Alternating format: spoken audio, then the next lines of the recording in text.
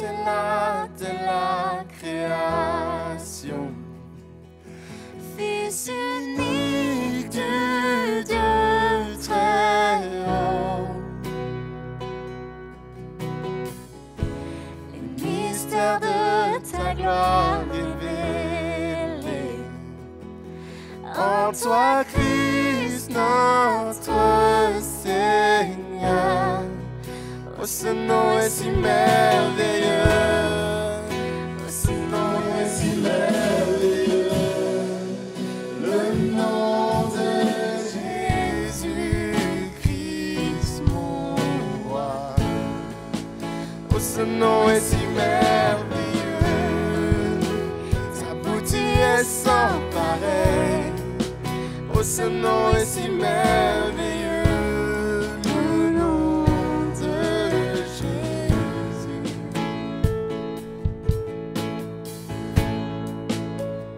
Tu n'as pas voulu, tu n'as pas voulu les cieux sans nous. Alors Jésus, tu es venu. Oh, ton amour a vaincu mon péché. Rien ne peut nous séparer. Oh, ce nom est si glorieux. Oh, ce nom est si glorieux. Le nom de Jésus-Christ, mon roi. Oh, ce nom est si glorieux. Sa beauté est sans pareil. Oh, ce nom est si glorieux. Le nom de... Oh, et la terre a tremblé, le voile s'est déchiré, les âmes ont la mort et le péché. Les cieux chantent ta gloire, l'écho de ta victoire, car tu es le roi ressuscité. Oh, tu es sans rival. Sans rival, tu es sans égal. Dieu, tu triomphes à tout jamais. À toi soit le règne, à toi soit la gloire, car ton nom surpasse tout autre. Oh, tu es sans rival. Oh, tu es sans rival. Tu es sans égal, Dieu, tu triomphes à tout jamais.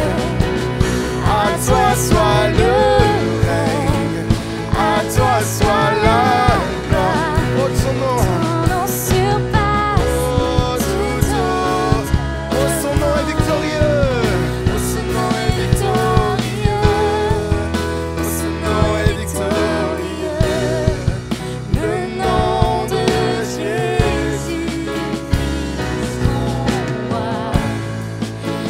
nom est victorieux. Sa puissance est sans pareil. Oh, ce nom est victorieux. Le nom de Jésus. Oh, ce nom est victorieux. Oh, ce nom est victorieux. Le nom de Jésus-Christ, mon roi. Oh, ce nom est victorieux. Sa puissance est sans pareil. Oh, ce nom est victorieux. Le nom de Jésus. Alléluia.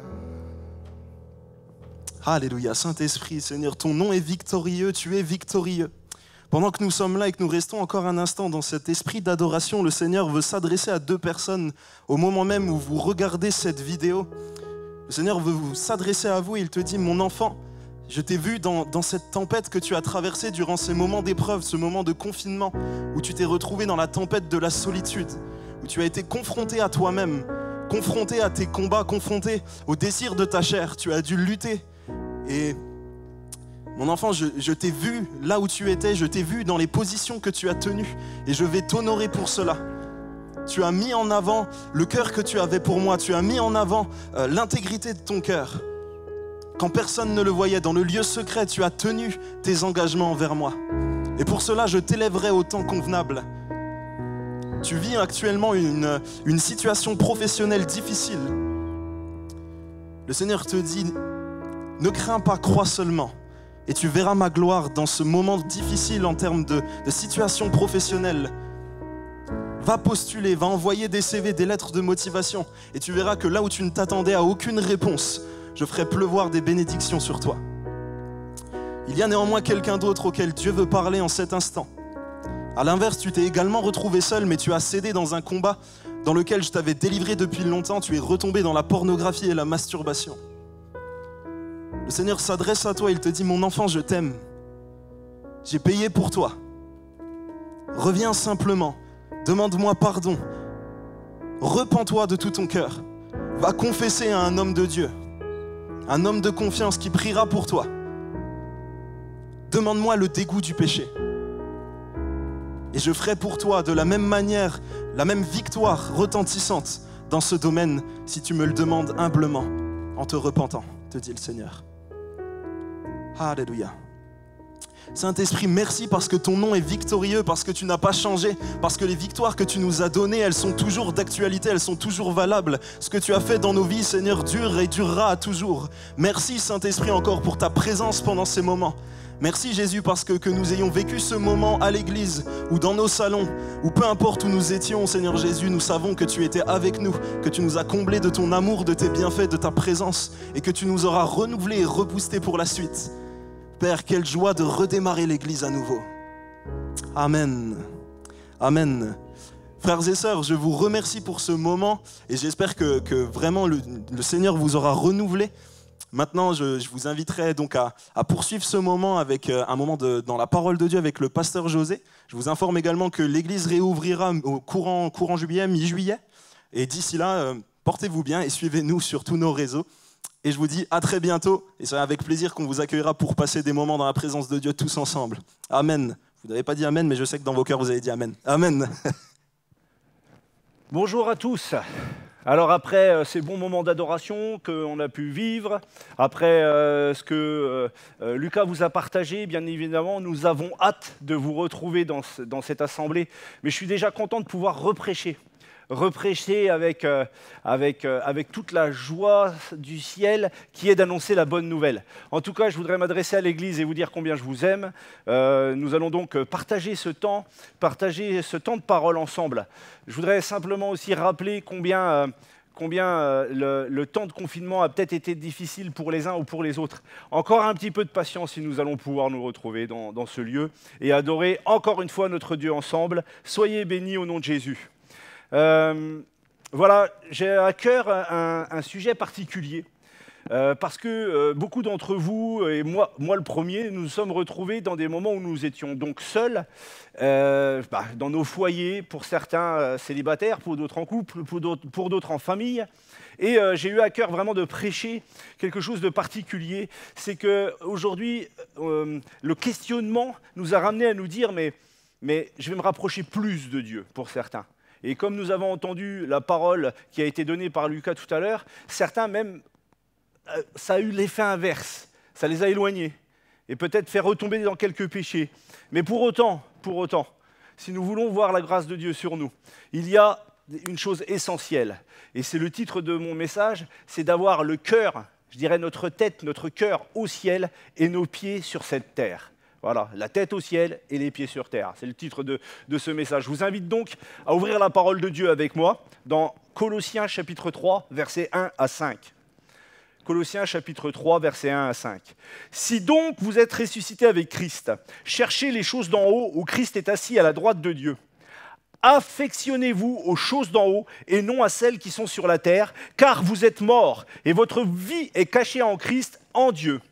Quand Christ paraîtra votre vie, alors vous paraîtrez aussi avec lui dans la gloire. Faites donc mourir les membres qui sont sur la terre, c'est-à-dire l'impudicité, l'impureté, les passions, les mauvais désirs et la cupidité qui est une idolâtrie. Alors l'apôtre Paul était dans une situation, car c'est l'apôtre Paul dans cette épître qui s'adresse à l'église de Colosse, il était dans une situation particulière. Les chrétiens de Colosse subissent la culture et à l'époque les influences de faux enseignants en fait. Des gens qui vont les perturber dans leur foi. Et aujourd'hui, encore plus qu'à l'époque, je dirais, nous avons tellement de choses à portée de main. Que ce soit d'une manière dans les médias, que ce soit sur les réseaux, que ce soit dans la société, dans nos conversations, eh bien, on peut très bien se faire leurrer et notre foi être perturbée, être bousculée. Je crois réellement que la chose qu'il faut, c'est revenir à la parole, toujours revenir à la parole. Les faux enseignements qui étaient contractés à l'époque à Colosse semblaient centrés sur la capacité à l'homme de se sauver lui-même, de s'en sortir lui-même, de, je dirais, avoir le contact avec Dieu d'une manière humaine. Ça s'appelle donc le syncrétisme. Qu'est-ce que le syncrétisme en quelques mots? En fait, c'est le fait de construire sa foi en mélangeant des croyances qui me plaisent, qui plaisent à mon âme. Non pas qui plaisent au Saint-Esprit, mais qui me plaisent à moi. Et il y avait aussi une autre sorte de personnage qui était dans les églises et qui était en dehors des églises aussi, qui était plutôt dans le domaine du dogme, du rite, on pourrait dire même du légalisme. C'est-à-dire, je suis proche de Dieu parce que je fais des choses, parce que j'accomplis des rites religieux, parce que je vais vers Christ d'une manière, enfin vers Dieu, d'une manière en me disant, si je fais des choses pour Dieu, alors je plais à Dieu. Alors, c'est vrai et c'est faux. On essaye de faire le bien au maximum, bien évidemment, mais on n'en est capable que par l'Esprit de Dieu. L'enfant de Dieu né de nouveau sait qu'il n'est pas bon par nature, il est bon parce que Christ a purifié ses péchés et qu'il a donné sa vie pour lui. Je vais relire le chapitre 3, enfin le Colossiens chapitre 3, verset 1. « Si donc vous êtes ressuscités avec Christ, cherchez les choses d'en haut, où Christ est assis à la droite de Dieu. Affectionnez-vous aux choses d'en haut et non à celles qui sont sur la terre, car vous êtes morts et votre vie est cachée avec Christ en Dieu. » C'est-à-dire qu'il y a des réalités dans le monde spirituel, des choses qui sont importantes. Il faut comprendre que si je ne cherche pas les choses d'en haut, je ne vivrai pas la vie de Dieu. Ce n'est pas possible. Christ nous demande déjà de chercher premièrement son royaume. Alors il y a des réalités qui sont là, certaines mauvaises, d'autres moins, certaines mauvaises, d'autres bonnes. Enfin, il faut bien comprendre que les réalités terrestres sur cette terre sont quelque chose qui doivent être, je dirais, qui doivent être vécues d'une manière spirituelle par les enfants de Dieu. Nos réalités terrestres ne doivent pas être les mêmes que les réalités terrestres de tout à chacun. On a compris ce qu'était Jésus, qui était Christ, ce qu'il voulait de nous. Alors on ne peut pas vivre de la même manière. Alors, il y a deux points où on marche sur cette terre simplement avec notre regard à l'horizontale et on vit les choses comme si ma vie s'arrête au jour où je meurs, ou alors je vis en regardant au ciel, ma tête au ciel et les pieds sur terre. Et ça fait toute la différence pour chacun d'entre nous, pour le disciple qu'on peut être. Premièrement, pour vivre une vie de disciple en regardant vers le ciel, il faut absolument se détourner des réalités terrestres qui nuisent à notre âme. Je ne suis pas en train de dire ne vous préoccupez pas de votre famille, du monde qui vous entoure, de vos amis. Ne vous préoccupez pas de quoi vous allez être vêtu, de votre chat, de votre nounours, de votre fils, de votre enfant. Ne vous préoccupez pas de tous vos biens et vivez, allez vous cloître dans des cavernes ou dans des endroits et vivez une vie monastique. Ce n'est pas ça mon propos. Aujourd'hui, je voudrais bien faire comprendre que ce que la Bible dit, c'est que vous se préoccupez de ce qui est là-haut, en fait. Être tous les jours conscient que cette vie sur cette terre ne durera pas. Je fais une petite parenthèse. En quelques jours, nous avons vu le monde s'arrêter. Tout. Économiquement, on nous a demandé de rester chez nous, enfermés dans nos maisons. Tout s'est arrêté. En quelques jours, tout a été perturbé. Eh bien, qu'est-ce qui nous restait, nous, les enfants de Dieu? Si je n'ai pas la vision du ciel, si j'ai pas la vision si ma tête elle n'est pas là-haut, si mon âme n'est pas tournée vers les choses d'en haut, alors je suis un chrétien triste pendant ces moments-là. Parce qu'on m'enlève, on m'a enlevé tout ce qui faisait mon identité. Et comme mon identité n'était pas complètement en Christ et complètement dans les choses d'en haut, alors j'ai très mal vécu le moment de confinement. Mais par contre, si j'avais le cœur là-haut, évidemment, je voudrais porter aucune...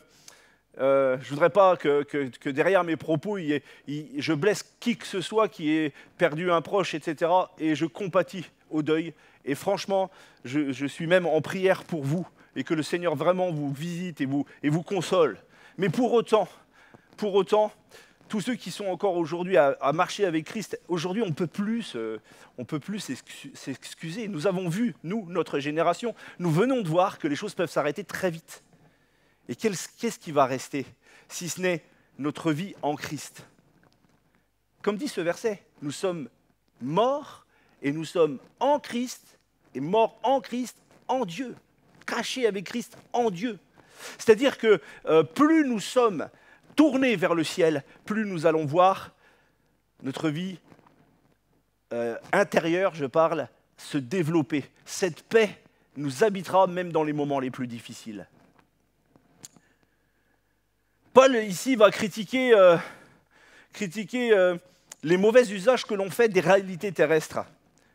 C'est-à-dire, qu'est-ce que je fais de mon corps? Qu'est-ce que je fais avec toute cette liste sur la fin que je reprends? Faites donc mourir les membres qui sont sur la terre, l'impudicité, l'impureté, les passions, les mauvais désirs, la cupidité qui est une idolâtrie. Il demande à l'Église vraiment de se tourner vers le ciel pour pouvoir avoir la force de chasser ces choses. Parce que c'est au nom de Jésus que les choses partent. C'est en étant proche de son cœur que la force m'est donnée de pouvoir résister à toutes ces choses. Les mauvais usages que l'on fait des réalités terrestres, c'est-à-dire de notre corps, je viens de le dire, des relations, de la communion fraternelle, de la relation à l'autre, de mes biens matériels, de la relation que j'ai avec Dieu aussi. Il y en a bien des choses terrestres. Parce que ma relation, vous allez me dire, mais la relation terrestre avec le Seigneur, ça n'a pas de sens. Mais bien sûr que si, que ça a du sens. Parce qu'aujourd'hui, à ce que je sache, chacun d'entre nous, nous sommes dans une enveloppe charnelle et nous vivons notre foi dans notre corps. Et nous avons besoin d'avoir notre âme tournée vers Dieu, notre âme là-haut, mais de rester sur les réalités ici même. La deuxième chose, c'est notre capacité à idolâtrer ce qui est sur la terre. Ça, Paul demande à ce qu'on y fasse très attention. Je rappelle le premier ordre de Dieu. Tu aimeras ton Dieu de toute ton âme, de toute ta force, de toute ta pensée. Pour Dieu, ce n'est pas une option, c'est le premier ordre, le premier commandement. Alors, idolâtrer autre chose que la personne de Dieu elle-même, en Jésus, c'est réellement se mettre des problèmes et se mettre des bâtons dans les roues sur cette marche, sur cette terre que nous vivons. Les réalités terrestres. Regardez ce qui est marqué à partir du verset 5. Faites donc mourir les membres qui sont sur la terre, l'impudicité, l'impureté, les passions, les mauvais désirs, la cupidité qui est une idolâtrie. C'est à cause de ces choses que la colère de Dieu vient sur les fils de la rébellion. Mais vous allez me dire, mais nous ne sommes plus des fils de rébellion. Nous avons accepté Jésus. Nous sommes donc des enfants d'adoption. Mais pour autant, regardez ce qui est marqué par la suite. Parmi lesquels vous marchiez autrefois lorsque vous étiez dans ces péchés. Alors maintenant, qu'est-ce qu'il dit? Mais maintenant, renoncez à toutes ces choses. S'il insiste sur le fait de renoncer, c'est que quelque part, il y a peut-être la possibilité qu'on y retourne. c'est marqué « renoncer à toutes ces choses, à la colère, à l'animosité, à la méchanceté, à la calomnie, aux paroles déshonnêtes qui pourraient sortir de notre bouche. Ne mentez pas les uns aux autres, vous étant dépouillés du vieil homme et de ses œuvres. » Je peux vous dire de ces vieilles œuvres, puisque aujourd'hui nous avons des œuvres nouvelles.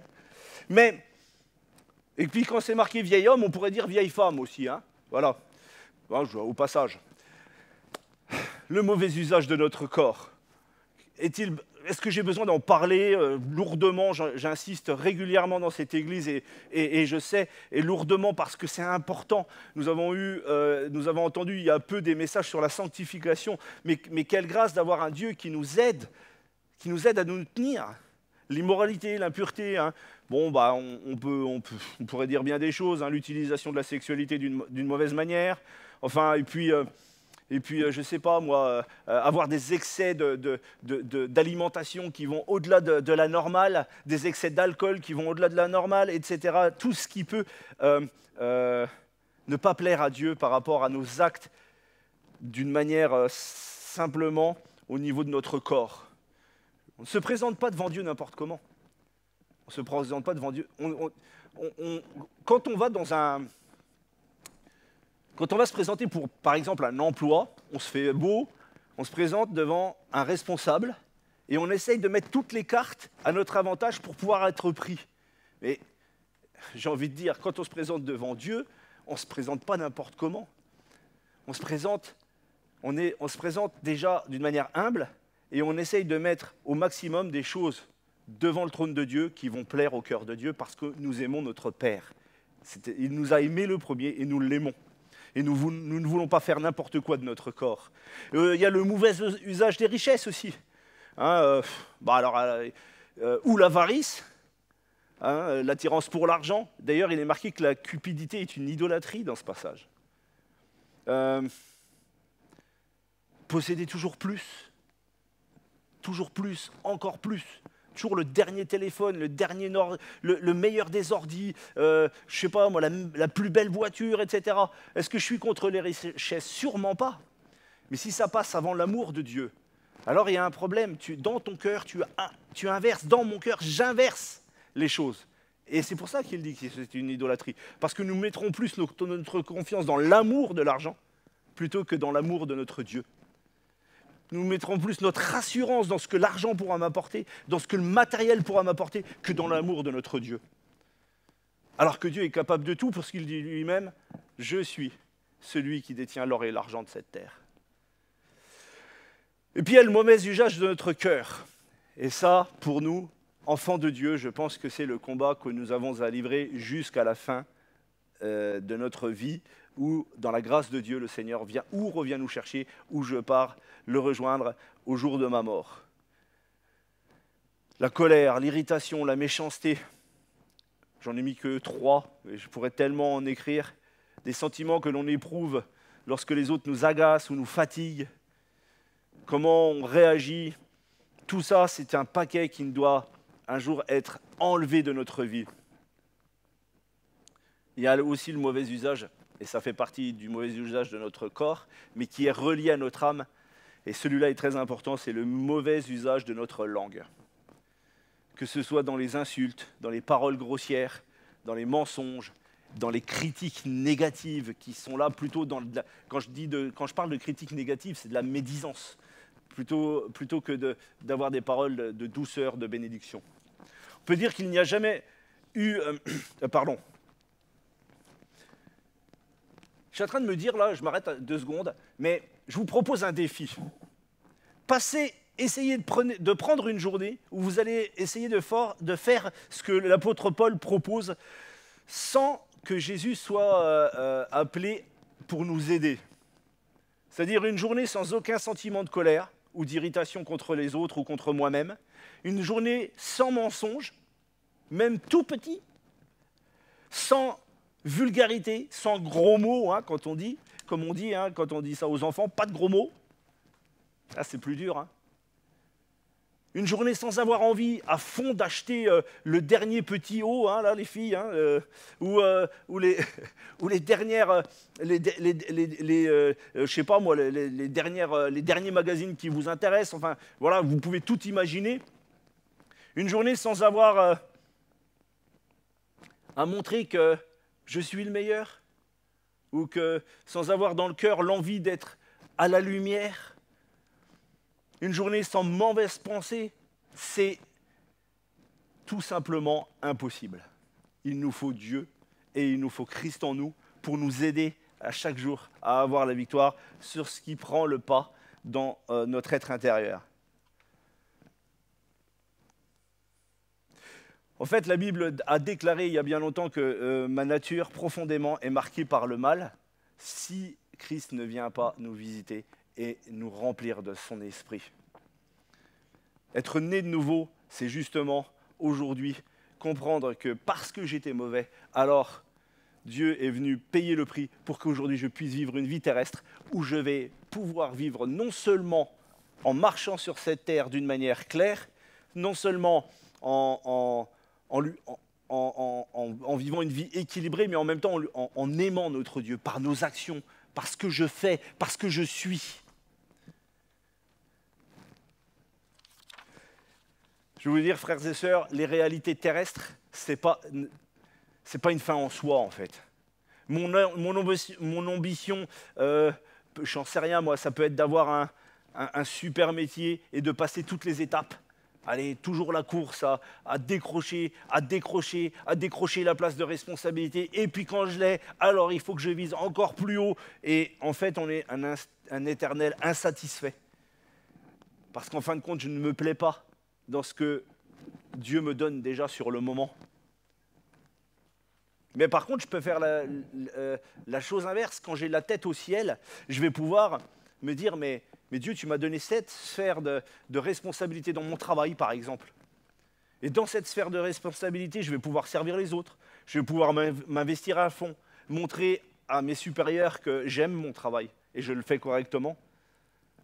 Et Dieu va même nous aider à aimer les choses qu'on a plus de mal à faire dans notre travail et à les faire correctement. Je vais donc c'est ce qui s'appelle mourir à soi-même. Qu'est-ce que cela va changer ? Ça va changer qu'en fait, mon héritage, l'héritage que je laisserai partout où je serai passé, c'est Christ. Et c'est le but.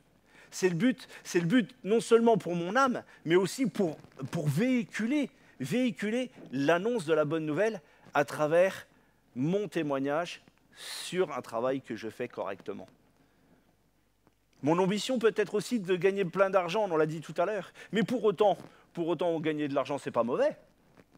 Si pour autant cet argent est bien employé, évidemment, si mon but c'est toujours d'acheter de plus en plus d'immobilier, de plus en plus de ceci, de plus en plus de cela, voilà, c'est un but dans la vie. Est-ce qu'il est mauvais ? Sûrement pas. Mais pour autant, est-ce que je plais à Dieu ? Ça, c'est une autre histoire. Est-ce que mon argent ne pourrait pas plutôt bénir l'autre, aider l'autre ? Qu'est-ce que je vais apporter ? Quel va être mon héritage dans ma libéralité ? Alors je m'explique. Ce n'est pas une histoire d'avoir beaucoup ou peu d'argent. C'est une histoire de quand je peux faire du bien à quelqu'un qui est dans une position difficile, est-ce que je vais incliner mon cœur ? Eh bien, si j'ai ma tête au ciel, si j'ai mon cœur au ciel, si je recherche le royaume de Dieu, alors je m'occuperai des pauvres. Avec le peu que j'ai, et comme je peux. Mais alors je me soucierai de l'autre. Et l'argent ne sera plus une histoire d'être son esclave, mais ce sera maintenant que l'argent aura passé de l'autre côté. Il sera mon esclave. Et c'est moi qui gérerai les choses. Et c'est moi qui lui dirai, eh bien, que tu veuilles ou que tu ne le veuilles pas, tu vas bénir celui qui a besoin. Mon ambition est aussi peut-être de devenir, j'en sais rien moi, célèbre, le meilleur, dans le domaine musical, dans bien des choses. Tout ça, ça nous habite en fait. Être le meilleur, vais-je oser le dire ? Être le meilleur prédicateur ? Est-ce que c'est un but en soi ? Le but en soi, ce n'est pas d'être le meilleur. Le but, c'est que le message de Christ passe dans les cœurs. C'est pas d'avoir être le meilleur orateur. Le but, c'est que le Seigneur habite les cœurs. Le but, c'est pas d'être le meilleur chanteur. Le but, c'est que par ce que je véhicule dans mon chant, alors Christ est glorifié. Etc., etc., etc. On l'a démontré avec le fait de le faire dans le domaine professionnel. Eh bien, faisons-le aussi dans l'Église. Être disciple de Jésus, c'est comprendre que toutes ces choses sur lesquelles on a tendance à s'appuyer, aussi légitimes soient-elles, sont passagères et fragiles, car nous ne vivons qu'une seule vie. Il n'est réservé aux hommes de mourir une seule fois, après quoi vient le jugement. C'est ce que dit Hébreux 9, verset 27. Tout ça, ce ne sont pas des illusions, ce sont un temps que Dieu nous donne de vivre sur cette terre. Avant, j'entendais souvent dans des prêches, mais tout ça c'est éphémère, c'est des illusions. Oui, mais c'est important. Dieu nous a donné une vie que nous devons vivre pleinement. Mais pour autant, c'est vrai que ça passe vite la vie. Et quel est mon héritage que je laisserai à mes enfants? Qui je serai pour mes petits-enfants? L'homme qui prêchait l'évangile et qui vivait autre chose? Et qui cherchait peut-être le matériel, ou est-ce qu'ils verront en moi ou en vous celui qui aime Christ et qui n'avait de cesse que de se dire « je vais faire la volonté du Seigneur, je vais aller annoncer sa parole, je vais parcourir la terre pour que chacun puisse goûter à la joie du ciel et être sauvé pour l'éternité ». Avoir l'amour des âmes est très important, nous le savons. Alors voici ce qui est dit encore. Car vous êtes morts, dans ce passage, hein, on peut le relire. Colossiens 3:3, car vous êtes morts et votre vie est cachée en Christ. Quand Christ, votre vie, paraîtra, alors vous paraîtrez aussi avec lui dans la gloire. Faites donc mourir, encore une fois, il y a une histoire de mourir. Faites donc mourir les membres qui sont sur la terre. Cette idée de faire mourir notre être intérieur, ce n'est pas pour nous rendre plus faibles, bien au contraire. C'est pour que l'Esprit de Dieu, maintenant, mette une nouvelle vie en nous. La mort et la résurrection au sein même de notre âme. Regardez au ciel, préoccupez-vous de ce qui est là-haut. Dès aujourd'hui, passez votre temps à regarder au ciel en planant et rêvant que vous volez dans les nuages et que vous êtes proche de Dieu. Bon, c'est un peu bizarre comme image, hein. Quand j'étais plus jeune, donc on m'avait un petit peu apporté des choses de Dieu, et dans la façon de vivre les choses de Dieu, les temps avec Dieu, le dimanche matin par exemple et tout, on avait des temps de catéchisme aussi. Et dans ces temps de catéchisme, il y avait souvent des icônes et des images du ciel, avec le peuple comme ça de Dieu en eau blanche, avec plein d'anges autour, et puis ils étaient tous installés sur des nuages en train de chanter, de glorifier Dieu. Et il est évident que pour un jeune, un enfant, l'image était un petit peu compliquée, parce qu'on nous disait qu'on allait vivre éternellement. Et c'est sûr que si on voit le ciel de cette manière-là, c'est un petit peu compliqué, parce que on se dit, mais c'est ça le ciel? Alors que quand on plonge notre regard dans la parole, on voit que de rechercher les choses d'en haut, le ciel, ça sera quelque chose de merveilleux. Ça sera là. Déjà, le fait d'être en présence de Dieu, mais en plus, quand vous voyez les détails, il est marqué que nous mangerons ensemble, que des noces seront préparées, où nous serons tous invités au festin. Il y aura des choses merveilleuses à vivre. Et ces choses nous sont acquises déjà quand nous nous convertissons.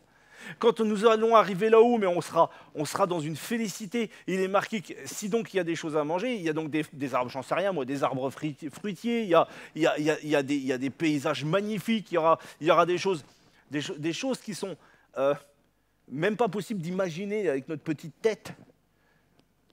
On a hâte, hein. Enfin, moi j'ai hâte de vivre ces choses.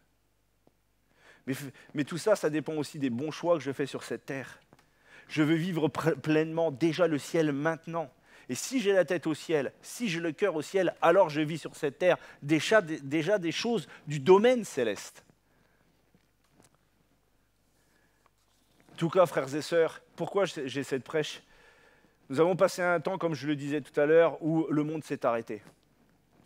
Je ne suis pas quelqu'un qui Je ne suis pas toujours dans le complot, ceci, cela, etc. Mais une chose est sûre, c'est que Christ nous dit qu'un jour il reviendra.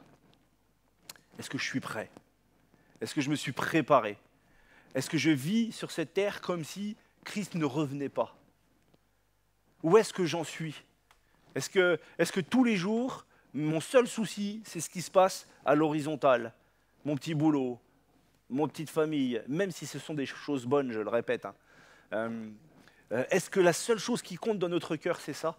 Alors on a oublié de mettre Jésus-Christ à la première place. Christ, c'est très concret. Il va revenir.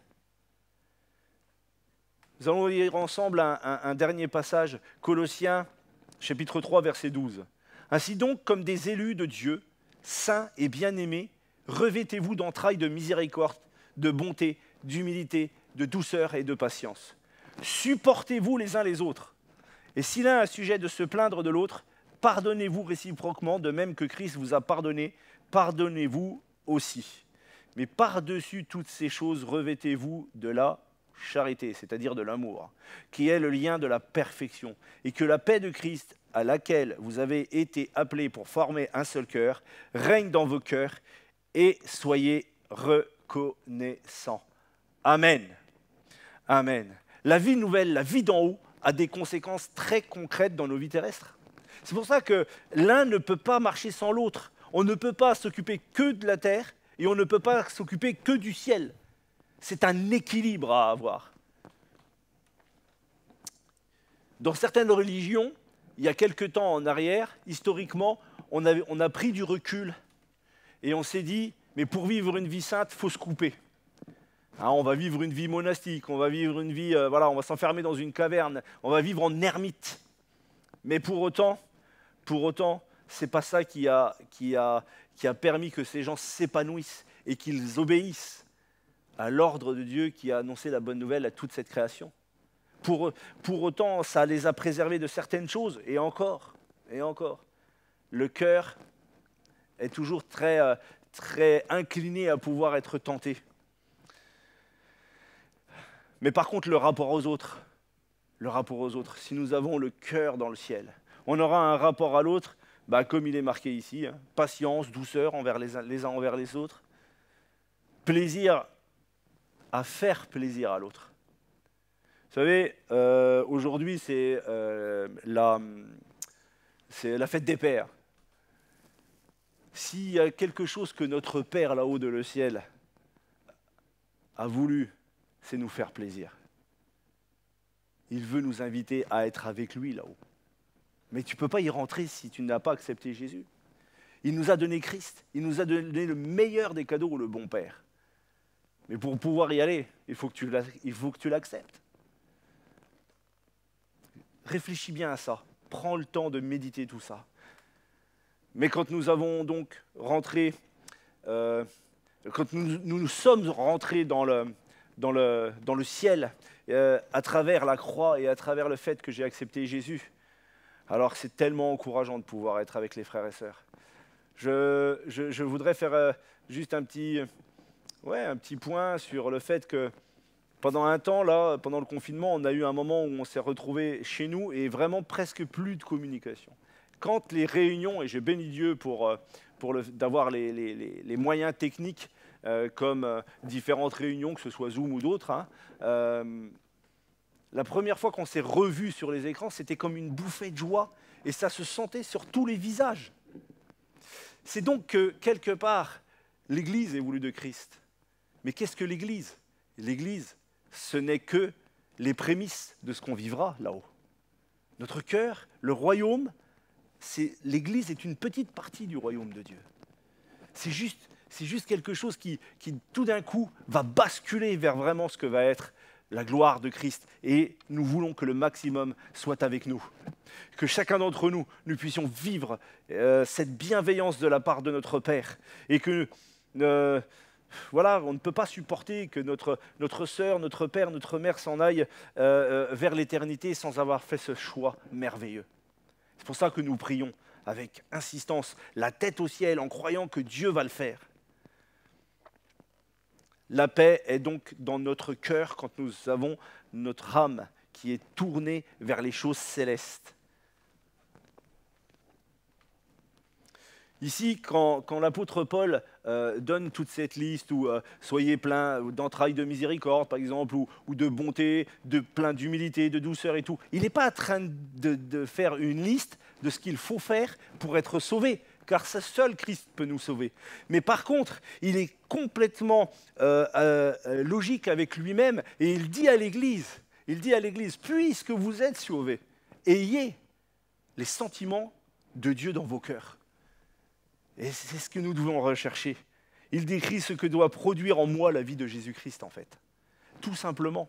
Et c'est ça, avoir le cœur et la tête au ciel. C'est, Seigneur, donne-moi ton identité au maximum. Que je puisse bénir autour de moi, que je puisse aimer correctement. Nous sommes loin du chrétien qui se retire du monde et qui plane sans se soucier de tout ce qui se passe autour de lui. Bien au contraire, c'est pour ça, la tête au ciel et les pieds sur terre. Marchons d'une manière équilibrée dans le Saint-Esprit. Lorsque je laisse Jésus conduire toutes ces choses, lorsque je l'écoute et je lui obéis, Christ me conduit, il devient même ma vie à 100%. Espérons au retour du Seigneur. Espérons avec force, avec puissance. C'est une réalité. Quand Jésus sera là, ça va être merveilleux. Vous savez, Colossiens 3,4, on l'a lu, c'est marqué « Quand Christ, votre vie, paraîtra, alors vous paraîtrez aussi avec lui dans la gloire. » Wouh! Génial! Je vais paraître dans la gloire. Et encore cette gloire, elle sera pour lui, parce que nous jetterons notre couronne à ses pieds. Mais frères et sœurs, Jésus va paraître et partager sa gloire avec nous. Et comprenons ce que ça veut dire. C'est juste immense. Je vais avoir une portée éternelle. Éternellement proche du Maître, éternellement les uns avec les autres. Mais ça va être vraiment, là maintenant, ça sera vraiment le ciel. Participer à la gloire de Jésus, ce n'est pas passer l'éternité, donc d'une manière passive. On ne va pas être là. Non, le Seigneur a bien des choses à nous faire faire, et puisqu'il dit qu'on paraîtra avec lui. On paraîtra avec lui. On sera avec lui. Dans sa société, qui est la société la meilleure. La Bible nous parle d'une vie de qualité que nous rêvons au plus profond de nous-mêmes, quelque part. Voilà, en fin de compte, je voudrais simplement terminer en vous disant ceci. Il y a quelques années, je voudrais terminer par un témoignage. Il y a quelques années, il y a à peu près une vingtaine d'années, ça faisait plus de 10 ans que j'étais converti et je vivais ma foi à fond, et de la même manière qu'aujourd'hui. Mais je crois que je la vivais sans réaliser ce qu'était l'éternité. Et puis, je me suis retrouvé dans un temps où je faisais beaucoup de choses pour Dieu, que ce soit d'une manière matérielle, que ce soit d'une manière, je dirais, d'une manière un peu plus spirituelle, on va mettre des mots comme ça, dans l'évangélisation, dans les choses comme ça. Et au plus profond de moi-même, il y avait comme un vide, il manquait quelque chose. Et un jour, j'avais demandé à être dans une réunion comme celle-ci, j'avais demandé à ce que Jésus se révèle à moi, mais en me révélant ce qui n'allait pas. Et le Seigneur m'a dit, mais c'est pas que ça va pas, c'est que tu fais des choses pour moi, mais ton cœur, la foi, tu la vis d'une manière horizontale. Lève les yeux vers le ciel, prends des temps avec moi et demande-moi de te montrer ce que sont les réalités spirituelles. Ton cœur doit s'élever plus. Et pour autant, j'ai mis un certain temps à comprendre ce que ça voulait dire. Il n'y a rien de compliqué, pour certains ça va très vite. Pour moi, il a fallu un petit peu plus de temps.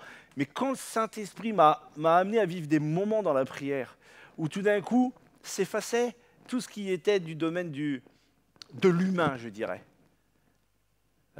Mon travail, le travail que je faisais pour Christ sur cette terre. C'est peut-être un peu compliqué à comprendre, mais quand même ma famille, tout ça, ça n'avait plus d'importance. J'avais comme mes yeux fixés sur le ciel. Et quand j'ai arrêté ce temps de prière, alors toutes les choses avaient de l'importance, que ce soit la famille, que ce soit mon boulot, etc. Mais je le vivais complètement différemment. Un équilibre est venu s'installer dans ma vie. Eh bien, c'est ça que je voudrais vraiment que vous viviez, frères et sœurs. Ce moment où on comprend qu'on est maintenant là pour l'éternité avec Christ, où sa gloire paraîtra et nous paraîtrons avec lui. C'est un moment où on sent que notre vie est placée sous le regard plein d'amour de Dieu, mais en même temps, il nous aide à y marcher et il nous fait monter de plus en plus vers ce ciel qui est si important. Alors la tête au ciel et les pieds sur terre, le cœur au ciel, les pieds sur terre, qu'est-ce que ça veut dire? Ben voilà, finalement, c'est un résumé d'un programme que Jésus nous propose à chaque jour. Il nous dit, vis les choses dans l'équilibre, sois 100% dans le ciel et 100% sur cette terre. Parce que si tu es 100% dans le ciel et 100% sur cette terre, tu feras les choses d'une manière équilibrée. Devenir chrétien, c'est accepter l'amour de Jésus qui est mort à ma place et comprendre que cette mort me libère du mal. Nous le savons tous. Et après, qu'est-ce que je fais de ça? Eh bien, si nous avons le Saint-Esprit qui nous envoie la volonté de Dieu pour nos vies à chacun individuellement, alors nous vivrons vraiment la tête au ciel et les pieds sur terre. Une vie juste pour plaire à Christ. Une vie juste pour plaire à celui qui a donné sa vie pour moi. Voilà ce que je voulais dire aujourd'hui. Soyez bénis au nom de Jésus. On va simplement baisser la tête. Alors dans cette salle, il n'y a personne, mais si vous êtes chez vous, je vous invite à baisser la tête avec moi, à prier avec moi. Seigneur Jésus, viens à mon aide, Père, que je puisse réaliser ce qu'est le ciel, que je puisse réaliser ce qu'est vivre avec toi d'une manière spirituelle, que je puisse réaliser ce que c'est que de pouvoir toucher les merveilles célestes et en même temps être sur cette terre à vivre ma vie pleinement. Que chacun puisse recevoir à travers cette parole ou dans les moments et les temps qu'ils vont mettre à part, recevoir de toi, Seigneur, recevoir de toi la vision de ton retour, la vision de qui tu es, de la gloire qui va s'installer par la suite, la vision du royaume céleste. Nous avons tous une idée de ce que c'est, mais nous sommes tellement humains, c'est tellement petit en nous. Seigneur, développe en nous, Seigneur, la vie de l'esprit, la vie du ciel. Développe en nous, Seigneur, eh bien, le fait que mon cœur soit toujours là-haut et que mes pieds continuent à marcher sur cette terre pour te servir. Que le nom de Jésus soit béni. Amen. Soyez bénis, je vous dis à bientôt. À bientôt dans cette église et puis à bientôt aussi sur les réseaux. Que le Seigneur vous accompagne. Nous vous aimons et nous vous disons que le Seigneur soit vraiment votre Dieu à chaque jour. N'oubliez pas, la tête au ciel et les pieds sur terre.